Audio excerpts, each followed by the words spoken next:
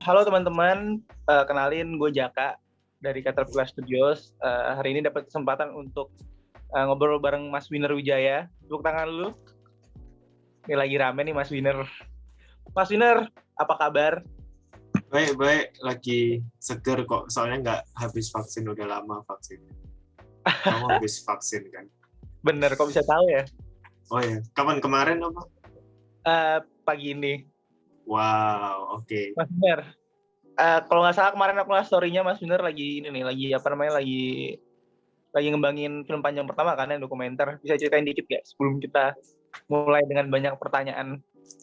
Iya, jadi aku lagi ada ikut film lab namanya Dogs by the Sea. Proyek kita yang judulnya Pak Greg dari Waiapo. Itu film panjang pertama kami terpilih untuk jadi peserta di lab itu. Sama tadi pagi habis ikut workshop dari Yamagata Documentary 7. Itu workshop yang sebenarnya diadakan di Bali kita Februari kemarin, tapi ini ada workshop tambahan lagi Agustus. Ya itu sih kesibukannya, lagi bikin film panjang, sekarang lagi proses editing. Ini barusan 5 menit lalu lagi ngedit. Nanti abis ini lanjut ngedit lagi. Oke teman-teman, sebelum kita masuk ke pertanyaannya, mungkin gue mau ngejelasin dulu kalau video ini merupakan sebuah bentuk kolaborasi dengan Badan Eksekutif Mahasiswa Fakultas Hukum Universitas Indonesia 2021 dalam rangka penyelenggaraan acara pembinaan seni budaya Series of Art Workshop. Setelah menonton video ini, kalian bisa mengunggah skrip film pendek buatan kalian tersebut melalui tautan bit.ly/registrasi SW101. 5 orang yang terpilih akan berkesempatan untuk mendapatkan komentar serta kritik dan saran langsung dari Mas Winner dalam acara masterclass yang akan diadakan pada tanggal 12 September 2021 via Zoom. Kalian juga bisa mengikuti workshop tanpa mengumpulkan karya dengan mengisi formulir di tautan bit.ly/registrasi SW101. Ini nanti teman-teman bisa lihat di bio atau mungkin nanti bisa dimunculin. Untuk info lebih lanjut, kalian bisa mengunjungi akun Instagram @senimanhukum atau menghubungi narahubung yang tertera di deskripsi. Jadi mungkin nanti narahubung sama link registrasi semua akan ada di deskripsi. Jadi kalau misalkan ada yang bingung, langsung aja keep in touch di narahubung yang ada di deskripsinya. Dan jangan lupa daftar. Karena Mas Winner, aku juga udah sering mulai develop naskah sama Mas Winner. Kayaknya minggu depan aku ngirim naskah juga. Wow. Personal tapi lewat WhatsApp. Oke. Ditunggu. Kita mulai masuk ke pertanyaan nih. Oke Mas Winner, tadi kan di awal Mas Winner udah mention nih film panjang, cuman kayaknya aku nggak akan kesana dulu karena pertanyaannya mungkin akan aku tarik ke belakang di mana Mas Winner pertama kali buat film. Kenapa bisa suka membuat film? Kenapa memutuskan untuk menjadi filmmaker? Dan pada akhirnya kenapa memutuskan akhirnya bersekolah dan berkuliah di Universitas Multimedia Nusantara? Mungkin bisa dikasih cerita dulu nih dikit gimana ternyata ini film asik loh, aku pembuat film itu kayak gimana sih prosesnya pas masih muda? Panjang juga pertanyaan berarti, kayak aku harus menjelaskan pengalaman hidupku.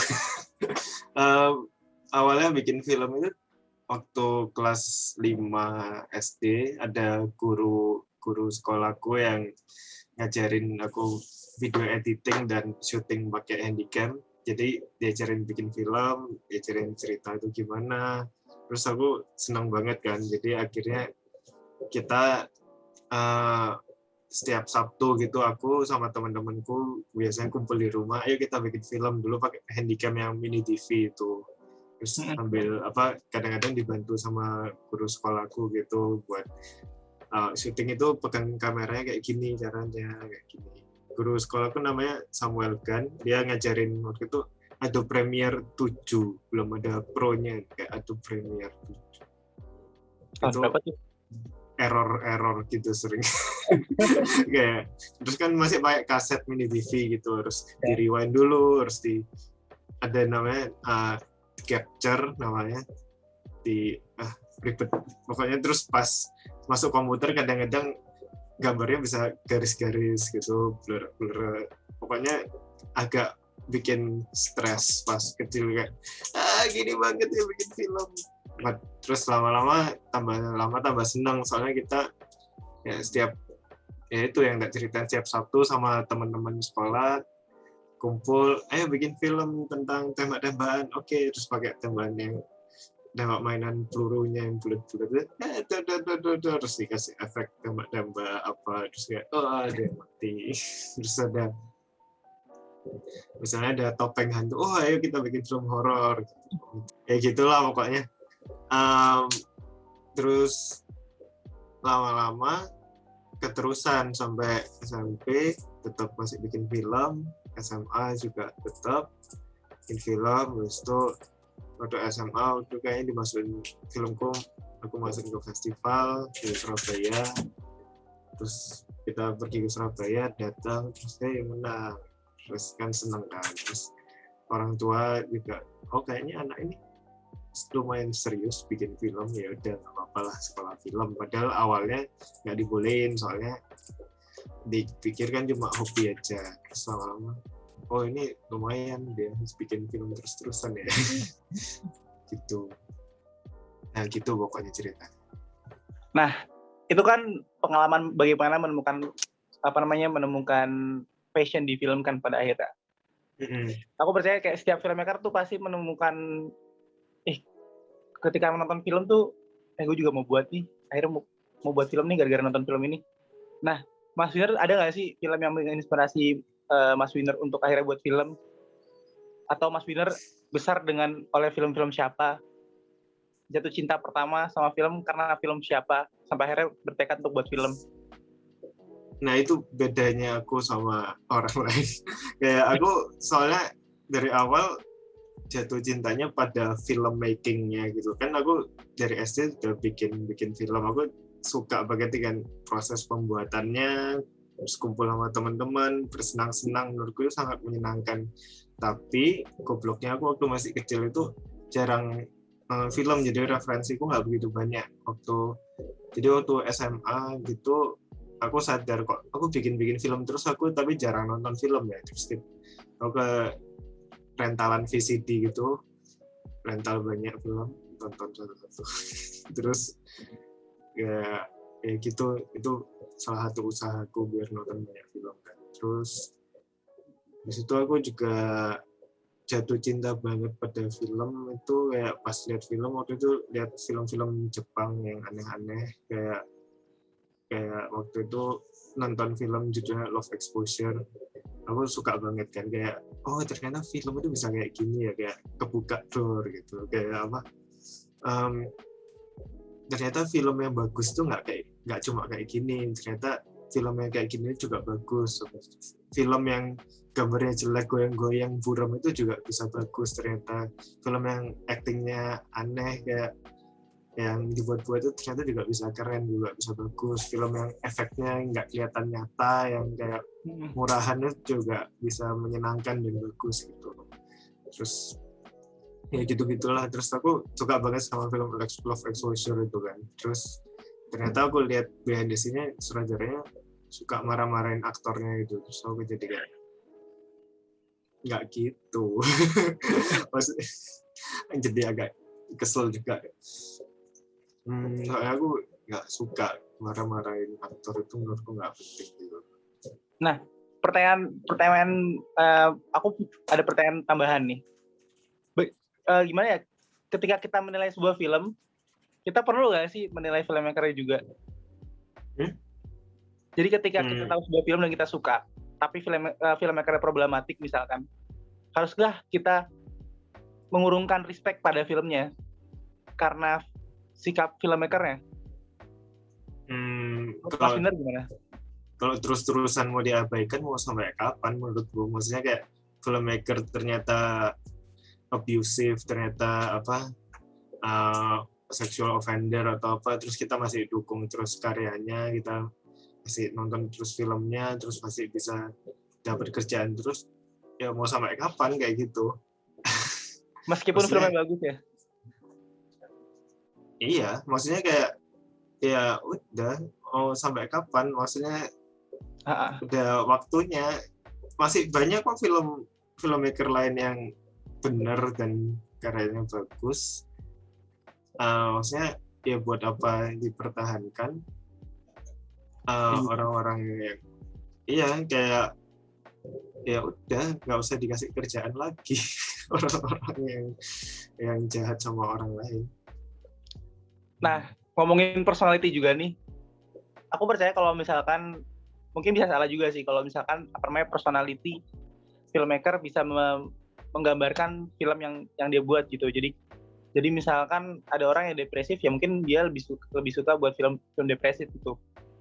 Aku mungkin nggak akan nanya ke sana dulu, tapi mungkin aku lebih ke film-filmnya Mas Winner ketika aku udah nonton semua film Mas Winner termasuk Masa Depan Cerah. Waktu itu kita nonton sama-sama di Mini Kino. Oh wow, thank you udah nonton. Bareng kan waktu itu. Aku melihat Yes. akhirnya dari semua film Mas Winner adalah aku bisa melihat semua sisi fun. Jadi semua film Mas Winner tuh maksudnya fun banget untuk ditonton meskipun ada kritik-kritik sosial yang diselipin gitu. Aku udah pernah nanya dan Mas Winner nggak setuju kalau ada kritik sosial. Mungkin itu kita nanti bisa bahas, kita ngomongin bentuk film Oh aku yang Mas pernah Winner. ngomong gitu. Iya pernah ngomong. Oh iya mungkin. Itu mungkin kita bisa bahas setelah ini. Jadi mungkin personality-nya adalah film-film Mas Winner adalah film-film yang fun. Itu dan ketika aku ketemu Mas Winner, aku melihat, wih ini filmmakernya sama kayak filmnya ya. Maksudnya fun terus gitu. Bawaannya senang terus, maksudnya positive vibes-nya tuh ada. Dan ketika nontonnya juga positive vibes gitu. Nonton film-filmnya meskipun bercerita tentang duka gitu kan. Nah pertanyaanku tuh gimana sih Mas Winner membuat sebuah konsep dan skrip film yang Mas Winner banget, atau mungkin Mas Winner juga nggak sadar nih Mas Winner banget.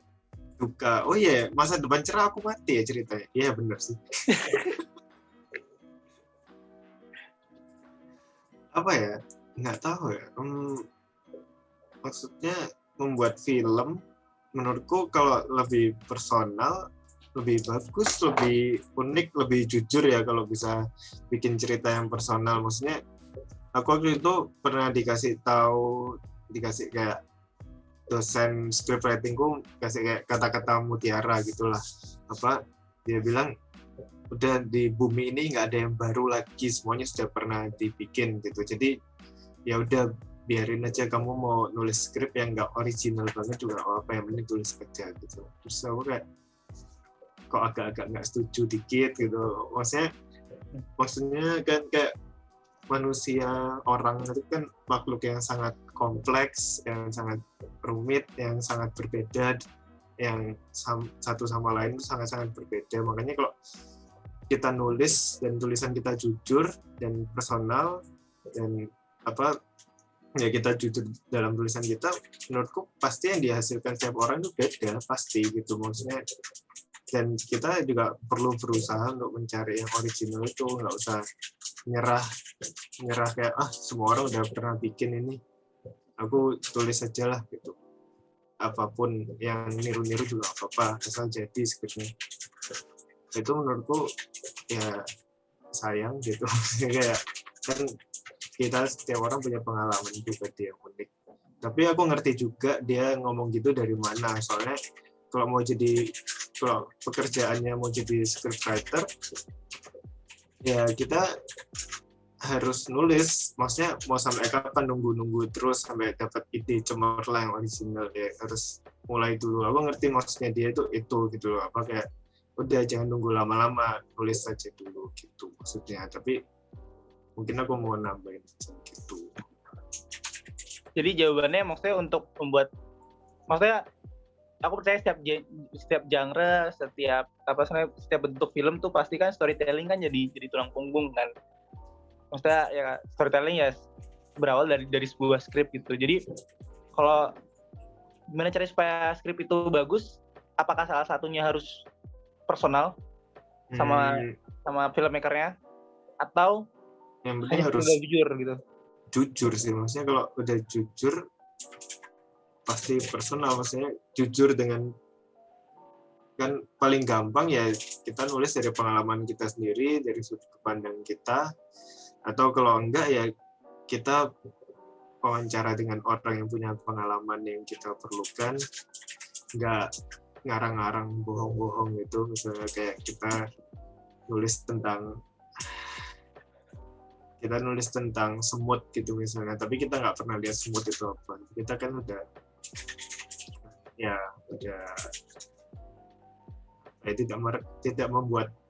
tidak merepresentasikan seekor semut dengan benar. Semut ada ekornya nggak sih? Ada ya? Nggak sih? Ya gitu maksudnya, kayak ya kalau kita jujur, penonton ya pasti juga sadar, oh ini cerita yang jujur. Kalau kita bikin filmnya nggak jujur, kita bikin filmnya asal jadi atau apa gitu, penonton bosen atau dia nggak dapat perspektif yang jelas dari filmnya, nggak dapat apa ya, kan aku sukanya nonton film itu aku bisa dapat perspektif baru gitu loh dari filmnya. Oh, ternyata filmmakernya punya sudut pandang ini. Aku nggak pernah kepikir dari dulu kalau sudut pandang ini itu ada, atau aku bisa menempatkan diriku di sudut pandangnya mereka. Itu menurutku keren. Maksudnya dia menawarkan sudut pandang baru dalam, misalnya masalahnya sama, masalahnya tentang apa, yang bapak sama anak. Ya udah, aku juga punya bapak gitu, terus tapi dia punya perspektif baru tentang ini, terus kayak oh keren juga tuh. Jadi sebelum menyusun sebuah konsep, kita harus riset kan pastinya, supaya filmnya tidak terkesan judgmental gitu kan ya, Kak Winner. Pertanyaanku, Kak Winner punya pengalaman nggak tentang susahnya meriset film Mas Winner sendiri, yang karena apalagi menyangkut paut dengan perspektif orang lain gitu. Jadi harus riset dan mempelajari perspektif orang lain, meskipun kita sebagai filmmaker punya perspektif sendiri. Pertanyaannya, pernah nggak Mas Winner, atau di film Mas Winner yang mana yang perlu riset lebih banyak? Kecuali kita belum bahas film panjangnya, film-film pendeknya dulu mungkin.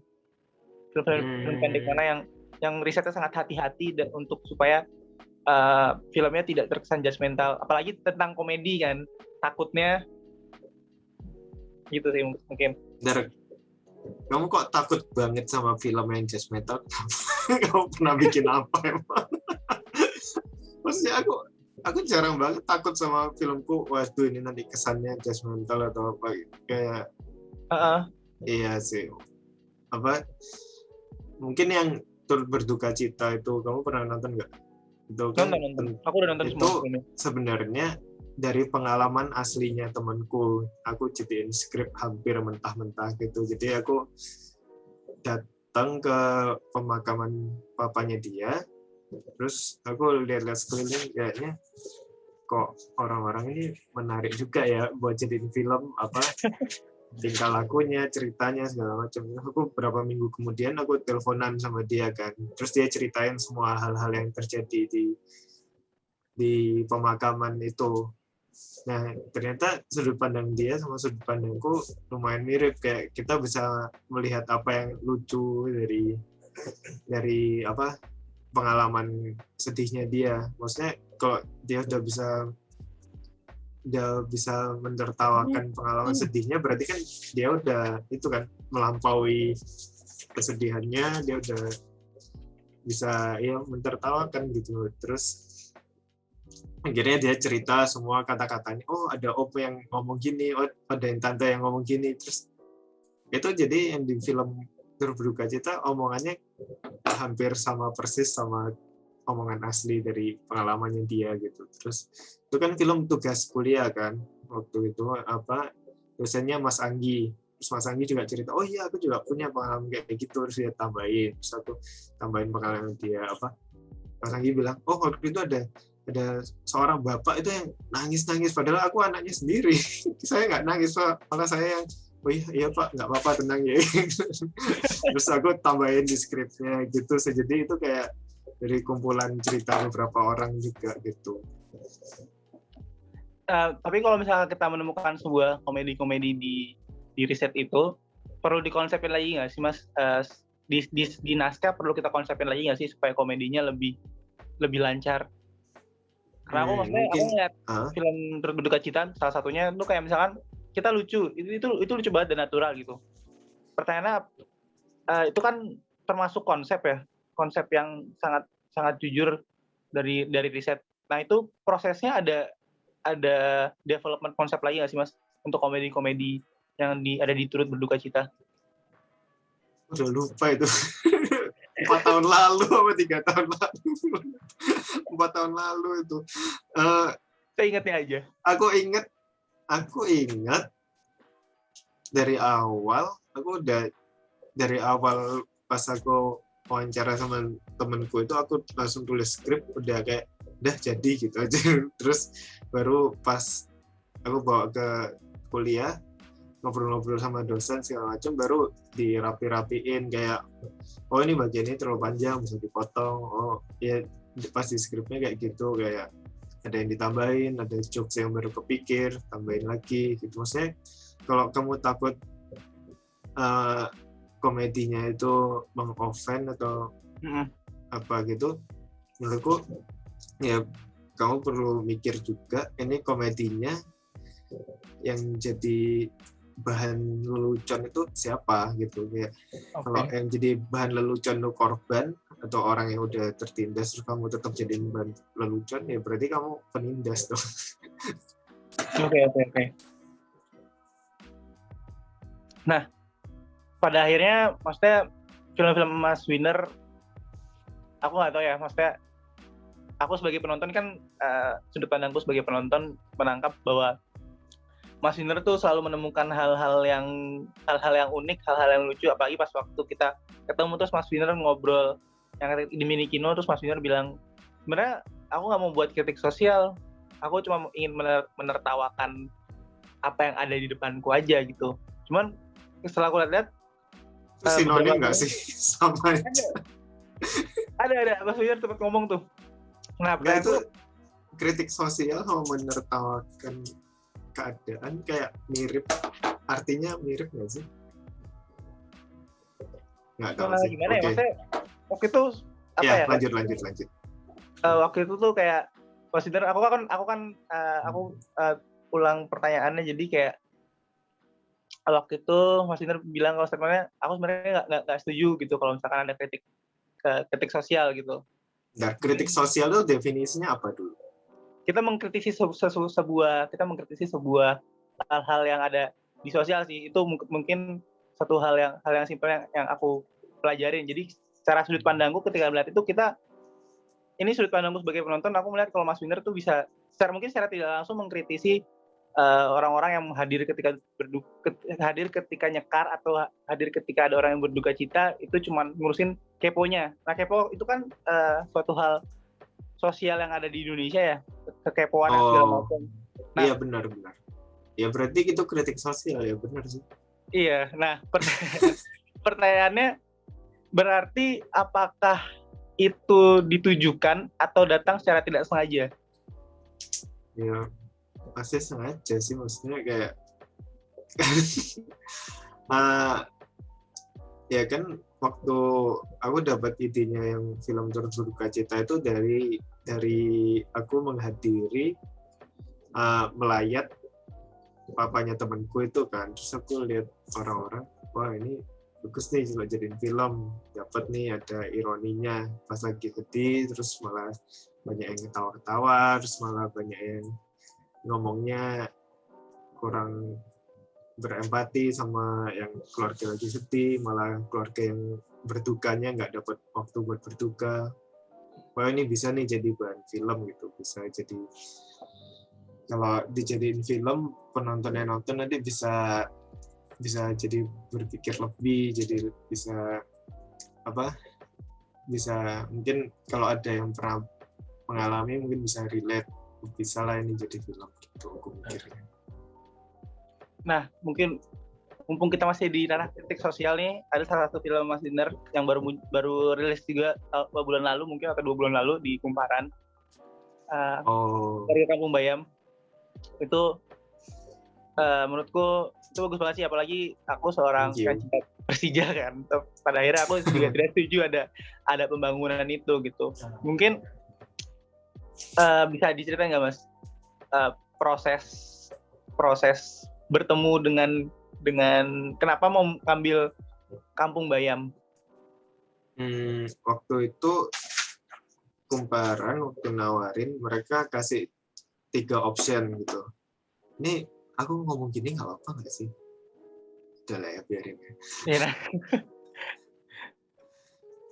Ini rahasianya nggak sih, aku nggak pernah tanda tangan NDA kok. Jadi Kumparan tuh kasih 3 opsi ide cerita.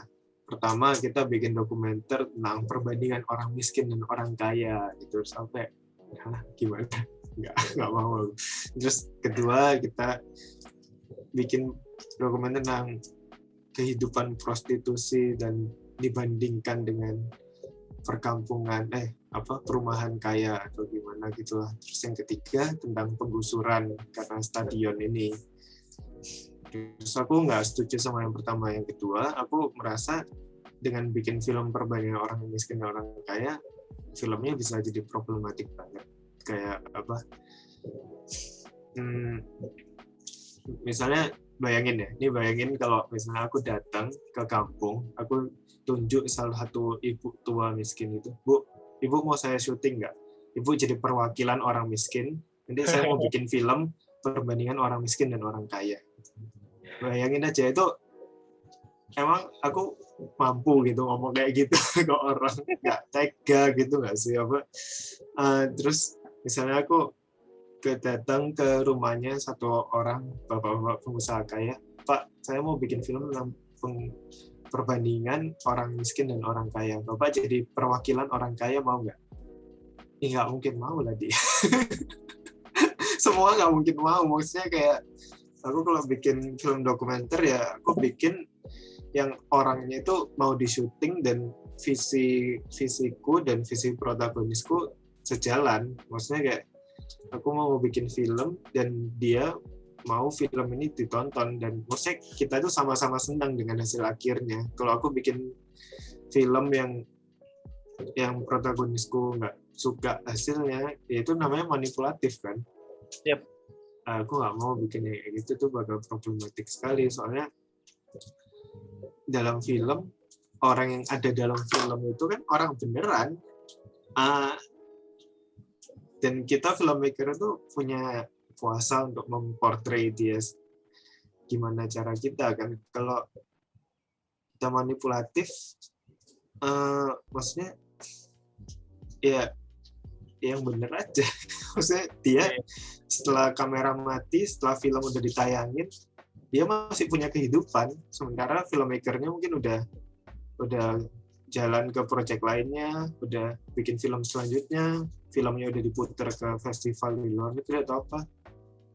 Terus si orang ini ngapain? Coba kayak ya gitu sih. Maksudnya dengan Kampung Bayam, pas aku pilih, aku kan dari 3 opsi aku pilih yang Kampung Bayam. Menurutku kita udah setuju sama Kumparan segala macam. Aku mau bikin film yang berpihak. Aku nggak mau bikin yang cover both sides. Aku nggak mau bikin film yang ini dari sisinya stadion, pengusaha-pengusaha yang bangun stadion. Ini dari sisinya si orang yang digusur. Aku nggak mau kayak gitu. Aku mau berpihak sama ini orang yang digusur. Kita udah setuju sejak awal tentang itu, jadi kita jalan. Terus ada berita juga kayak mereka ini udah enak gitu didatengin wartawan, soalnya wartawan itu suka manipulatif yang kayak aku bilang tadi. Misalnya datang ke sana wawancara dibaik-baikin, ternyata pas beritanya tayang ternyata si wartawannya itu jelek-jelekin si warga kampung, malah bela si pembangunan stadion itu. Terus kita kan udah takut kan, ya udahlah nggak apa-apa, datang aja gitu. Datang aja, kebetulan kita pertama kali ketemu itu sama kayak aktivis yang belain mereka. Jadi dia tuh udah kenal satu kampung itu, dia kenal sama semua warganya dan warganya itu senang banget sama dia. Terus kita dari awal juga pas ketemu sama warganya kita jujur sama mereka. Aku langsung keluarin kamera, aku terus terang bilang saya mau bikin filmnya tentang warga kampung, saya berpihaknya ke warga kampung, nanti filmnya setelah jadi saya tayangin di kampung ini, kalau ada yang nggak setuju, ada yang bapak-bapak ibu-ibu nggak suka di filmnya, ngomong aja, nanti saya potong, saya buat gitu. Jadi pokoknya dari awal udah jujur gitu, dari awal sama mereka udah jujur. Kalau kitanya udah jujur sama mereka, ya mereka juga kemungkinan besar jujur sama kita kan, gitu. Benar. Nah, itu sih jadinya. Nah, kira kan kalau misalkan dokumenter kan berbicara dengan maksudnya dimensi yang ceritanya cerita asli kan, kita nggak bisa memfiktifkan, dan kita seperti Mas Wino bilang tadi, kita nggak bisa jadi manipulatif gitu.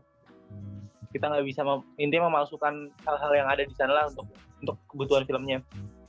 Nah, pertanyaanku, gimana cara menstruktur sebuah dokumenter? Bukan masalah asli atau palsunya sih menurutku. Maksudnya kalau soal asli, ya mau fiksi mau dokumenter sama-sama nggak seasli itu. Soalnya kita ngerekam, kita milih apa yang kita rekam, kapan, di mana, kan ada pilihan, udah berpihak gitu loh kita itu sebenarnya. Mau itu fiksi atau dokumenter. Jadi mungkin masalah asli atau palsu sih mungkin kayak ya itulah kayak intinya tidak manipulatif lah. Nah, maksudku ketika berbicara itu, bagaimana dokumenter itu jadi sebuah struktur film yang sesuai dengan apa yang Mas Winner pengen gitu. Karena di awal kita mungkin udah tahu nih kita mau buat arah dokumenter itu kemana, kita udah tahu kita harus shot di sini, kita harus ngambil wawancara ini dan segala macam. Tapi gimana caranya maksudnya gimana cara menyusun sebuah naskah dokumenter supaya filmnya tetap pada statementnya Mas Winner gitu. Karena di lapangan mungkin ada beberapa hal, mungkin Mas Winner ada beberapa hal yang nggak disangka-sangka, kayak misalkan ada ibu yang punya nyelamatin banyak kucing dan segala macam. Nah, itu gimana cara masukin karakter atau warga-warga di situ jadi sebuah plot dokumenter yang utuh gitu. Kan berbeda banget nih sama fiksi. Mungkin ya kita harus fleksibel. Maksudnya kayak kalau katamu, gimana dari awal aku maunya bikin cerita tentang ini, statementku ini gitu. Ternyata pas di lapangan ada hal yang lebih penting buat diperjuangkan misalnya. Ya udah, aku kalau menurutku itu baik ya aku ikut. Kalau menurutku kepentingan kita beda banget dan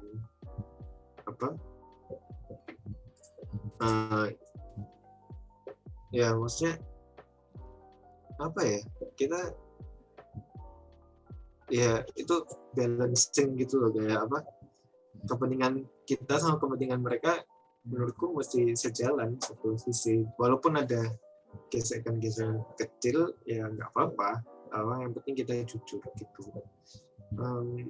Ya fleksibel juga, kayak ketemu ibu yang punya kucing ya udah langsung kucing. Ya, beda-beda sih setiap orang bikin dokumenter. Beda banget setiap orang metodenya. Tapi kalau misalkan membangun sebenarnya dokumenter ada naskah nggak sih Mas? Karena kita ngomongin sebuah naskah nih. Kalau aku sendiri enggak, biasanya enggak, dokumenter kok enggak pernah.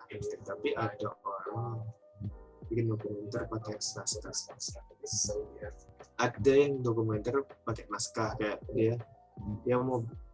dia udah dari awal udah bayangin aku mau ada shot ini, aku mau ada shot ini. Jadi dia mesti ada shot ibu ini lagi ngapain, ini lagi bangun pagi, ibu ini lagi apa, itu udah di planning dari awal juga bisa. Tapi aku biasanya enggak, aku biasanya cuma kalau aku bikin dokumenter, aku sama kamera ke sana udah rekam apapun gitu, terus baru nyusunnya di editing. Beda-beda setiap orang sih cara kerjanya. Kalau ngomong soal dokumenter tuh luas banget. Iya. Menurutku dokumenter tuh rumit sih, karena kita berhadapan dengan dengan hal yang pas syuting dan awal sebelum syuting kita tuh nggak akan tahu ada apa, dan pas di editing kita masih nyari benang merahnya gitu. Jadi kan berbeda banget sama fiksi. Nah kalau misalkan kan kita kan ada 3 babak nih Mas, maksudnya nggak semua film ada 3 babak sih, tapi kan itu kan dan pemeran utama. Di dokumenter harus nggak sih Mas? Emang di fiksi juga harus. Itu dia, kalau di fiksi nggak harus, apakah dokumenter? Menurutmu di fiksi harus ada 3 babak? Tidak harus. Ya udah. Nah itu kalau misalkan dokumenter, gimana caranya kita memfokuskan konflik itu Mas? Secara plot cerita ya? Nggak ada sih menurutku. Harus fleksibel itu. Aku biasanya dokumenter, aku cuma mau pas di lokasi aku merasakan apa, aku mau mengconvey ke audiens apa yang aku rasakan. Misalnya pas eksekusi ke Lumpur Lapindo, aku pas dari awal ke Lumpur Lapindo semua orangnya sangat welcoming, sangat menerima, sangat suka bercanda sama aku, suka ya ramah banget gitu loh. Ya udah, aku mau menunjukkan itu, aku mau menunjukkan orang-orang yang ramah, suka bercanda segala macam, kehangatan yang aku dapat antara mereka. Ya udah, aku mau masukin itu supaya penonton juga bisa mendapatkan hal yang sama. Jadi aku ya itu sih. Jadi kalau cara aku bikin dokumenter, aku kesana sama sekali nggak tahu aku mau bikin cerita apa. Cuma kesana bawa kamera aja. Beda-beda sih setiap orang, tergantung juga berapa banyak waktu yang kita punya juga. Misalnya dikejar deadline atau apa, bisa juga orang udah bikin skrip dari awal, syuting dokumenter cuma sehari, wawancara aja, terus tinggal dia syuting b-roll aja cuma buat nambah wawancara. Itu juga bisa jadi bagus, maksudnya nggak ada yang salah, nggak ada yang benar. Oke, kita ini Mas ke tentang mungkin pertanyaan pertama tentang naskah. Kan setiap filmmaker kan pasti punya hal yang mungkin nggak semua sih ya, mungkin ada beberapa filmmaker yang punya ciri khas itu. Mungkin aku juga sebagai sudut pandang penonton menilai film Mas Winner punya ciri khas yang khas banget dari Mas Winner gitu. Ya, itu. Soalnya saat kita menyusun naskah, perlu nggak sih Mas kita memaksakan supaya film ini kita banget kayak gitu? Karena ini hal-hal yang sering terjadi ketika mungkin aku juga ketika aku belajar naskah pas SMK, aku selalu membuat film naskah yang kayak ini harus jadi kayak jaka banget nih supaya kelihatan nih, supaya kelihatan kayak misalkan kayak Mas Lutfi atau Mas Winner dan segala macam. Untuk pertama kali belajar perlu nggak sih Mas?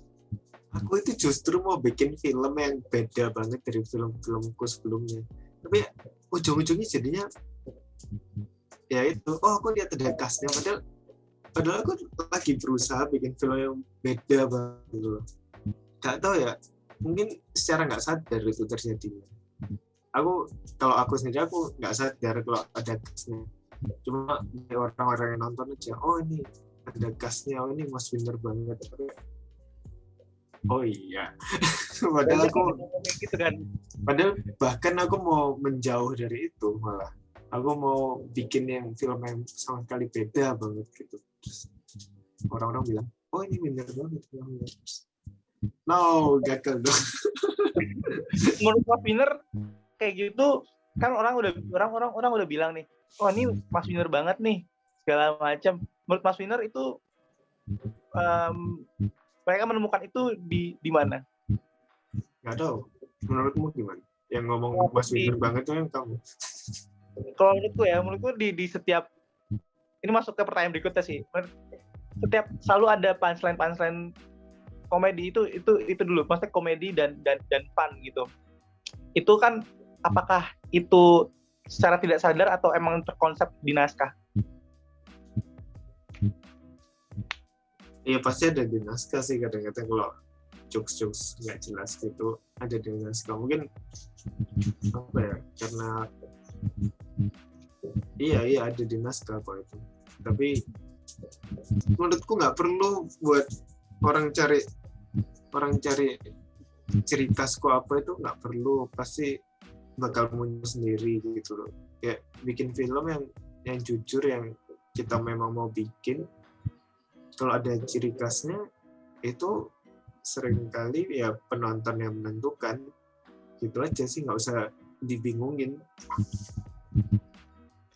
Nah, kalau misalkan nih Mas, misalkan kita udah punya konsep nih, misalnya udah punya konsep yang kita nggak berbicara lagi tentang supaya film terlihat kita banget gitu.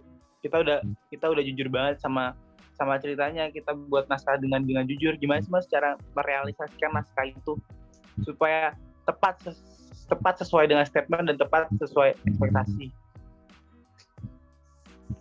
Nggak harus sih menurutku. Filmku kebanyakan nggak sesuai ekspektasi, malah lebih senang. Maksudnya kan, aku percaya film making itu sangat random gitu. Tiba-tiba bisa di lokasi, ada improv atau apa gitu. Di Turun Bergajita tuh banyak, ada yang improv juga, ada satu adegan yang nggak ada di naskah sama sekali, cuma karena ada pemain-pemain yang datang itu kayak kok keren kayaknya dia, terus bikin satu adegan khusus lah buat dia gitu. Ngomong apa udah terserah, ngomong apa aja gitu. Itu juga ada. Itu yang adegan nenek-nenek sama kakek-kakek yang ngomong soal dietaps, itu nggak ada di naskah. Itu aku suruh mereka udah ngobrol aja, terserah ngobrol tentang apa gitu, terus di syuting jadinya lucu, ya udah masukin gitu.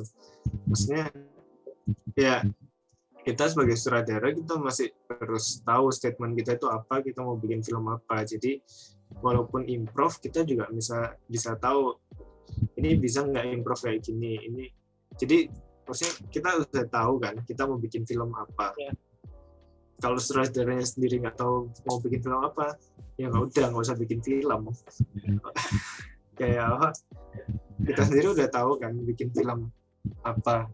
Jadi pasti lokasi, walaupun ada yang nyeleweng atau ada ide yang baru kepikir, ya idenya itu tetap sejalan sama statement kita, sama konsep filmnya. Jadi nggak terlalu jaring gitu. Dari semua film Mas Winner, film mana yang paling jauh dari naskah dan film mana yang paling scripted?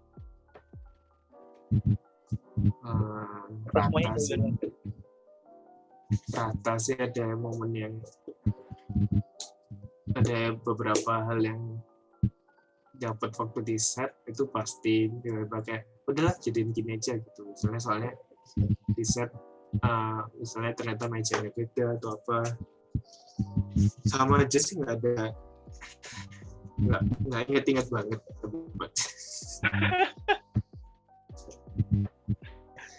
Kayaknya ingetku ya sama-sama aja semuanya. Pokoknya intinya fleksibel lah ya, jangan terlalu terpaku sama naskah, karena kalau misalnya kita terpaku, kita kehilangan, kita nggak kurang peka nggak sih sama keadaan-keadaan yang ada.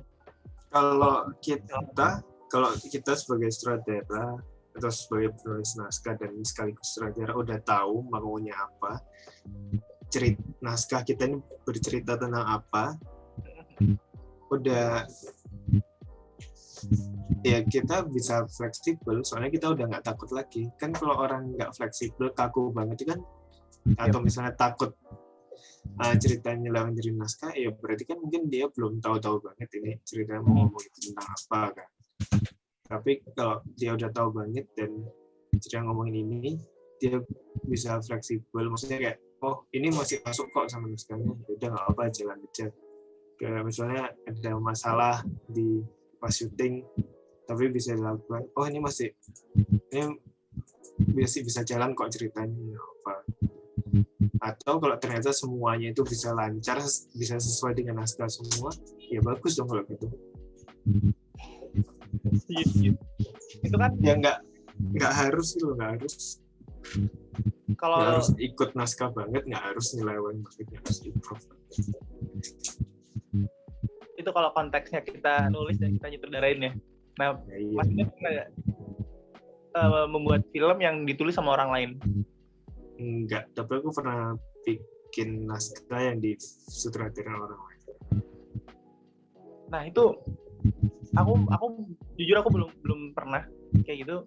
Nah, mumpung Mas Winner pernah menulis naskah untuk disutradari oleh orang lain, gimana sih Mas nge-share visinya, nge-share visi dan apa ya, share visi dan statementnya, karena penulis naskah dan sutradara kan sesuatu hal yang dekat. Jadi kalau misalkan tulis sama orang lain, apakah butuh chemistry yang bagus banget nih sama penulis naskahnya? Waktu itu aku lagi ngetik sutradaranya di sampingku sih, jadinya kita bisa diskusi. Jadi ya, tapi berarti karena sudah jadi teman dekat. Ya, nggak tahu, setiap orang beda sih kan. Ya, maksudnya butuh nggak? Maksudnya aku tuh takut ketika kalau misalkan aku mau buat film, aku nulisin nama untuk orang lain dan ditulis oleh orang lain. Kan kita butuh chemistry ya. Enggak juga, bisa juga orang bikin film dari naskah yang udah beli putus, bahkan penulis naskahnya dia belum pernah ketemu. Tapi ya nggak apa-apa juga, nggak masalah, nggak apa-apa, tidak ada masalah. Berarti kuncinya di sutradara, bagaimana dia memfleksibelkan sama nggak ada kuncinya, nggak ada gemboknya. Ini film. Berarti sudah fleksibel itu ya? Nggak ada kuncinya sih menurutku. Ya, Oke.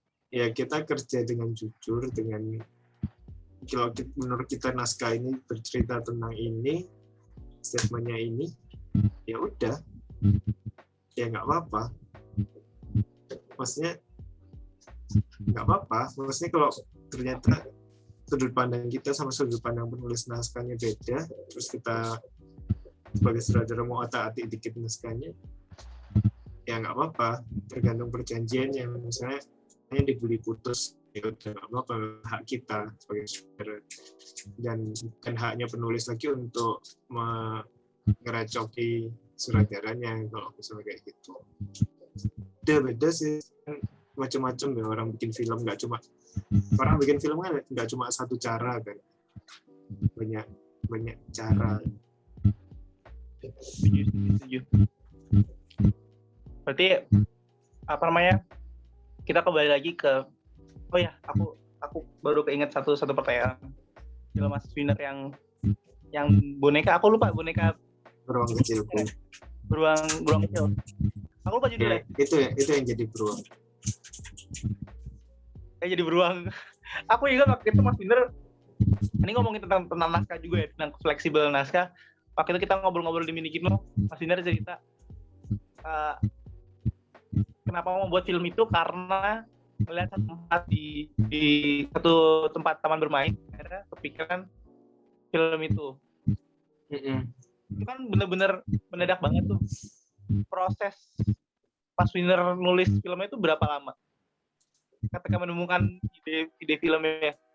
Jadi ceritanya itu, aku ketemu taman bermain yang sudah nggak kepake, yang abandoned gitu. Terus wah ini keren nih kalau bikin film, bisa lah. Terus di minggu depannya atau kapan aku ketemu showroom furniture yang isinya pink semua kayak rumah boneka gitu. Terus aku datengin ke tempatnya, terus aku masuk ke tempat itu, aku ngomong kayak yang punya, boleh nggak ini kita pakai buat syuting, tempatnya bagus gitu. Tapi masih belum tahu waktu itu ceritanya apa. Terus dia boleh ya boleh nggak apa, tapi gantinya kamu bikinin iklan lah buat kita. Oh ya, oke lah, setuju gitu. Terus kebetulan juga ada temenku yang kenal sama temanku itu idol gitu kan. Terus aku ngefans, terus aja bikin film, terus dia mau, terus kayak 3 elemen ini jadi satu kan, apa yang ada kayak ini bisa jadi film, ini bisa jadi film, ini bisa jadi film. Terus aku langsung tiba-tiba kepikiran suatu naskah yang absurd banget. Terus aku ceritain ke adikku, dia suka, ya udah langsung kita tulis aja, kayak insting gitu, nggak tahu, kayak cuma ting gitu. Tulis, terus aku tunjukin ke yang lain, tunjukin ke temanku yang jadi produsernya, dia suka, udah langsung jadi. Maksudnya beda-beda sih ketemu ide cerita itu ada juga yang ide cerita yang aku lama banget bikin film ceritanya apa belum tahu nih, dipikirin lama nggak dapet itu juga ada yang tiba-tiba ting dapet gitu juga ada, beda-beda jadinya. Yang filmku yang baru yang iya itu lama banget nggak kepikiran ide apa-apa, cuma itu kita bikin film soalnya ada temenku yang aktor yang main Masa Depan Cerah itu mau pergi ke luar negeri kan bulan ini, terus jadi kayak nah sebelum dia pergi kita harus bikin dulu film apa, terus kita mikir rasanya atau gimana bikin film apa ceritanya nggak tahu, lama banget diskusi sama temen sampai nggak habis baru dapat tiba-tiba. Oke, Mas Winner, pertanyaan terakhir tentang gimana Mas Winner nemuin ide dan gimana, pertanyaannya mungkin aku simpelin aja sih. Sebenarnya gimana caranya supaya kita peka, kita sebagai filmmaker, kita sebagai mungkin storyteller, orang yang nulis naskah, gimana caranya supaya kita peka sama keadaan sekitar dan lain-lain, supaya kita tahu supaya kita menemukan ide yang tepat untuk kita gitu. Gimana caranya supaya kita kita bisa menemukan cerita-cerita yang dekat sama kita dulu untuk pertama kali belajar menulis naskah. Karena mungkin masa aku SMK aku pernah dibilang kamu terlalu dini untuk nulis naskah, mesin waktu segala macam, cari aja dulu yang dekat-dekat dulu untuk pertama kali belajar nulis naskah. Gimana cara kita menemukan hal-hal yang menarik di dekat kita untuk jadi cerita, Mas? Itu pertanyaan terakhir. Ya kalau udah di dekat kita ngapain dicari-cari, kan udah ada di dekat kita. Gimana caranya supaya kita bisa peka sama hal-hal sekitar dan akhirnya kita bisa menemukan apa yang mau kita ceritain. Karena mungkin kita terlalu dekat, jadi kita nggak sadar kalau itu ada gitu. Apa ya, mungkin ya harus disadari, tapi gimana ya caranya? Maksudnya mau melatih empati atau apa, mungkin bisa dengan baca-baca buku fiksi, itu kan juga melatih kita untuk kita baca, kita masuk ke dalam kepala orang lain, kita ada di sudut pandangnya orang lain, itu kan bisa dengan baca buku, misalnya baca buku fiksi atau baca cerita, itu kan bisa kan, itu maksudnya ya kita punya pengalaman baru, bisa dengan apa ya, banyak mungkin ngomong sama orang atau apa ya, macam-macam sih caranya. Setiap orang mungkin caranya beda-beda buat yang nyaman bagi dia gimana. Ya untuk kita mungkin mengobservasi orang gitu, atau tapi yang juga bikin orang lain nyaman juga, jangan kita menguntit kayak stalker atau apa gitu. Maksudnya ya nggak apa-apa sih, maksudnya membuat cerita yang jauh dari diri kita itu juga nggak masalah selama kita jujur. Misalnya kamu mau bikin film tentang mesin waktu, ya tapi kalau bikin film tentang mesin waktu kan nggak cuma tentang mesin waktu aja, pasti banyak hal kan. Misalnya kayak yang aku bikin film 2040, ceritanya itu tentang dalam keadaan dunia tahun 2040, tapi kan masih ada juga hal-hal sehari-hari yang bisa dimasukin. Kayak kamu misalnya mau bikin mesin waktu, tapi ceritanya itu ya keputusan-keputusan yang karaktermu buat atau apa itu yang masuk akal bagi dirimu gitu, masuk akal bagi dirimu berbuat, misalnya keputusannya, jadi nggak ngawang gitu. Maksudnya kayak kita bikin karakter yang bisa real, kita ya direnungkan di diri kita. Kira-kira mungkin nggak ya kalau aku di posisi ini aku bakal ngambil keputusan ini. Itu kan salah satu cara, soalnya ya kan kita sebagai manusia itu kan sangat kompleks gitu kan. Jadi kalau menurut kita, oh ini masuk akal kok kalau kita melakukan hal ini, ya kemungkinan besar bagi karakter itu juga masuk akal. Kalau kita ditanya sama orang, misalnya kamu di keadaan ini, kamu punya mesin waktu, kamu kemana atau apa gitu, itu kan juga bisa. Jadi nggak masalah menurutku kalau kamu bikin cerita tentang mesin waktu, nggak apa-apa, nggak masalah sama sekali. Yang penting balik lagi ke risetnya. Enggak juga ya, yang penting jujur. Kalau kamu riset tapi risetnya nggak bener, salah riset. Kamu dan mengenai iya, nggak tahu ya, bukan cuma riset sih, maksudnya kayak kalau cuma kita riset toh film kita jadi film itu pelajaran ya, isinya cuma data semua. Ya mengolah risetnya juga jauh lebih penting daripada kegiatan risetnya. Misalnya dari hasil riset ini kita bisa bikin apa, itu kan sama penting atau malah lebih penting. Kayak ya gitu, kayak ada orang yang udah riset 5 tahun sama dibandingin sama orang yang cuma risetnya sebulan, tapi ternyata filmnya orang yang udah riset 5 tahun ini jadi kering banget, cuma kayak data riset aja disajiin mentah-mentah, malah yang nonton bosen atau apa, itu kan juga bisa. Bandingin yang risetnya cuma sebulan, tapi dia tahu banget apa yang harus diriset dan dia ngerti cara mengolahnya menjadi cerita yang menarik, yang jujur, lebih baik menurutku. Oke Mas Winner, makasih banget ngobrol-ngobrolnya. Maksudnya banyak banget catatan-catatan yang bisa nanti buat aku sendiri untuk aku nulis naskah ke depannya. Oke teman-teman, buat yang mau daftar workshopsnya atau mau ngirim naskah, bisa ke bit.ly/registrasi SW-nya besar 101. Atau untuk info lebih lanjut, teman-teman bisa menghubungi akun Instagram @senimanhukum atau menghubungi narahubung yang tertera di deskripsi. Jadi narahubung dan link deskripsinya, link untuk registrasinya ada di deskripsi. Jangan lupa kirimin naskahnya karena 5 naskah terbaik bakal langsung dikomenin sama Mas Winner. Bakal kasih insight supaya filmnya juga terdevelop. Thank you Mas Winner. Thank you. Sampai ketemu. Thank you. Terus gue Jaka pamit undur diri. Sampai Jaka, selamat undur diri. Ya, Winner. Ya.